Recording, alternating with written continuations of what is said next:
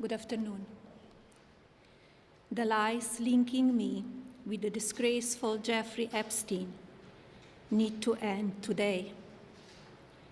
The individuals lying about me are devoid of ethical standards, humility, and respect. I do not object to their ignorance, but rather I reject their mean-spirited attempts to defame my reputation. I never been friends with Epstein. Donald and I were invited to the same parties. Welcome, viewers. Melania Trump has issued a firm statement denying any friendship or close ties to Jeffrey Epstein. She explains their encounters were merely casual social overlaps at parties shared with Donald Trump in New York and Palm Beach circles. So, is this really the case? Let's continue.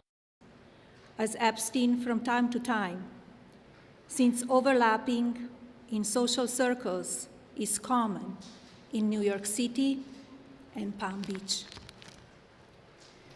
To be clear, I never had a relationship with Epstein or his accomplice, Maxwell.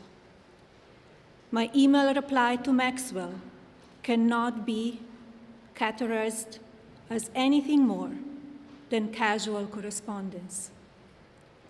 My polite reply to her email doesn't amount to anything more than a trivial note.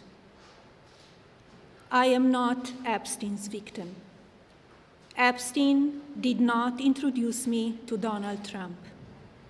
I met my husband by chance at a New York City party in 1998. This initial encounter with my husband is documented in detail in my book, Melania.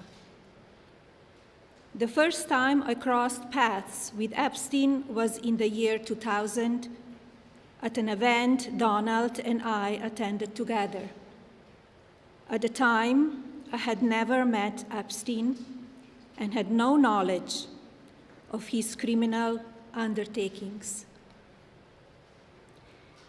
Numerous fake images and statements about Epstein and me have been circulating on social media for years now. Be cautious about what you believe. These images and stories are completely false.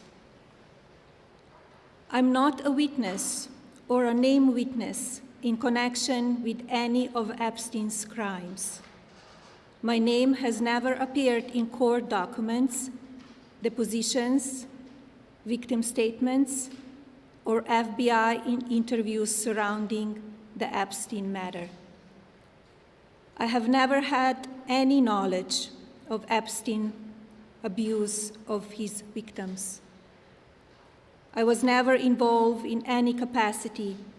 I was not a participant, was never on Epstein's plane, and never visited his private island. Trump attributes these persistent smears to mean-spirited, politically motivated attacks designed to damage her reputation and that of her family for financial or electoral gain.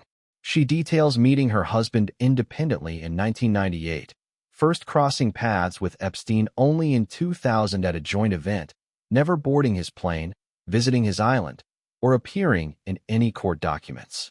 Her call for Congress to hold public hearings, where victims testify under oath and their stories enter the permanent record, aims to cut through rumors and deliver real justice. Why has such transparency been delayed, and what does the timing expose about how elites weaponize casual associations? This defense not only clears her name, but forces us to question whether politics now prioritizes defamation over truth, urging every citizen to demand accountability beyond headlines. I have never been legally accused or convinced of a crime in connection with Epstein's sex trafficking, abuse of minors, and other repulsive behavior. The false smears about me from mean-spirited and politically motivated individuals and entities looking to cause damage to my good name to gain financially and climb politically must stop. My attorneys and I have fought these unfounded and baseless lies with success and will continue to maintain my sound reputation without hesitation. To date, several individuals and companies have been legally obligated to publicly apologize and retract their lies about me, such as Daily Beast, James Carville, and HarperCollins, UK. Now is the time for Congress to act. Epstein was not alone. Several prominent male executives resigned from their powerful positions after this matter became widely politicized. Of course, this doesn't amount to guilt, but we still must work openly and transparently to uncover the truth. I call on Congress to provide the women who have been victimized by Epstein with a public hearing specifically centered around the survivors. Give these victims their opportunity to testify under oath in front of Congress with the power of sworn testimony. Each and every woman should have her day to tell her story in public if she wishes, and then her testimony should be permanently entered into the congressional record.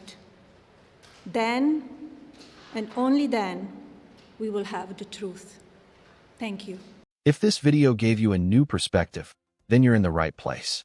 Here, we don't just talk about the headlines, we break down the real analysis behind them. Because understanding a country's political processes is the responsibility of every citizen. Remember, justice exists only as long as the people stand for it. Don't forget to like the video and subscribe for more. See you in the next video.